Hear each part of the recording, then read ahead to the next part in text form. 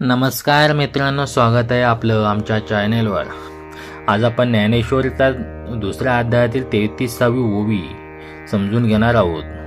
ही ओवी भगवद्गीतेच्या संदर्भात श्रीकृष्ण आणि अर्जुन यांच्यातील संवादाचा भाग आहे। ज्ञानेश्वर माऊलींनी यातून आपल्याला काय शिकवण दिली या आजच्या ओवीतून जाणून घेणार आहोत। मित्रांनो, ओवीवर व्हिडिओला पुढे जाण्याआधी पहिल्यांदा तुम्ही जर आपल्या चॅनेलवर नवीन असाल तर पहिले आपल्या चॅनेलला सबस्क्राइब करा, व्हिडिओला एक लाईक द्या आणि व्हिडिओ शेवटपर्यंत बघा। चला तर पहिले ओवी समजून घेऊया। तैसे गोत्र गुरु आमुचे हे पूजनीय आम्हा नेमांचे मज बहुत भीष्म द्रोणांचे वर्तत असे।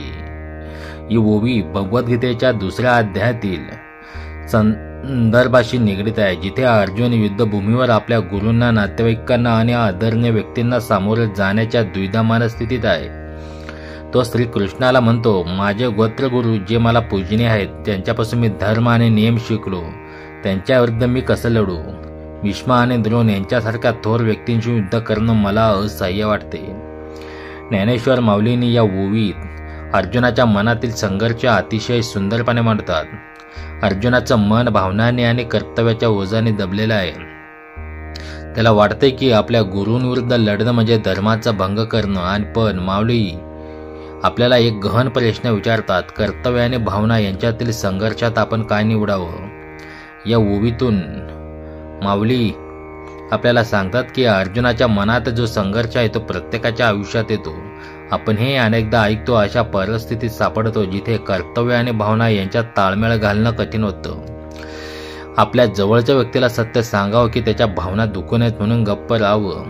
माऊलीच्या मतून यातून मार्ग काढण्यासाठी आपल्याला आत्मज्ञानाची गरज आहे। श्रीकृष्ण अर्जुनाला पुढे सांगतात की आत्मा अजरामर आहे आणि हा देह नश्वर आहे, म्हणूनच आपण आपल्या कर्तव्यावर लक्ष केंद्रित केलं पाहिजे, भावनांच्या आहारी न जाता। या ओवीत गोत्रगुरु म्हणजे नियम हे शब्द आपल्याला स्मरण करून देतात की आपल्याला परंपरा आणि शिकवणी आपल्याला मार्गदर्शन करतात, पण त्याही पलीकडे एक शाश्वत सत्य आहे जे आपण समजून घेतलं पाहिजे।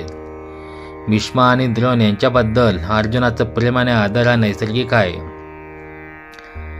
पण माऊली सांगतात की खरं कर्तव्य हे परमेश्वराच्या इच्छानुसार आणि धर्माच्या मार्गाने ठरतं। यातून आपल्याला शिकायचं आहे की आपल्याला भावनांचा आदर करताना आपण आपलं कर्तव्य विसरता कामा नये।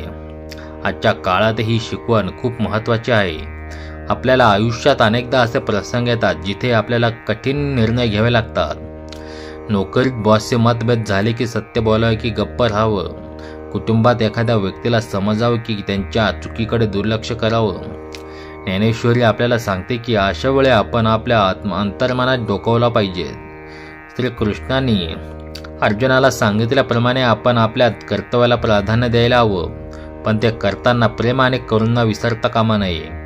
आत्मज्ञान आणि विवेक यांचा मेळ घालून आपण योग्य मार्ग निवडू शकतो। मित्रांनो, ज्ञानेश्वरीतील हीच ओवी आपल्याला कर्तव्य आणि भावनांच्या संतुलनाचं महत्त्व शिकवते। आपण आपल्या आयुष्यातील प्रत्येक निर्णयात विवेकाने आत्मज्ञानाचा आधार घेतला तर कोणताही संघर्ष आपण सहज सोडू शकतो। तुम्हाला ही ओवी कशी वाटली? तुमच्या आयुष्यात असा कोणता प्रसंग आला आहे जिथे तुम्हाला कर्तव्य आणि भावना यांच्यात निवड करावी लागते? हे कमेंट्समध्ये नक्की सांगा। आणि हो, अशा आणखी आध्यात्मिक आणि प्रेरणादायी व्हिडिओसाठी आमच्या चॅनलला सबस्क्राइब करा, लाईक करा आणि बेल आयकॉन दाबा।